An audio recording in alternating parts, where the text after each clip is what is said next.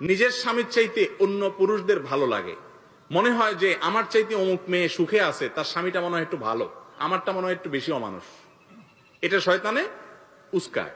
আর মানুষ শয়তান আছে, শয়তান দুই প্রকার, একটা জিন শয়তান আর একটা কি মানুষ শয়তান। মানুষ শয়তান হলো জিন শয়তানের দোসর।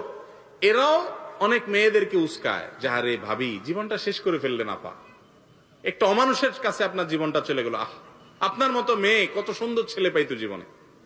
এরকম উস্কানি দেয় না, দেয় না? এগুলো হলো মানুষ শয়তান। এগুলো কোন শয়তান ভাই?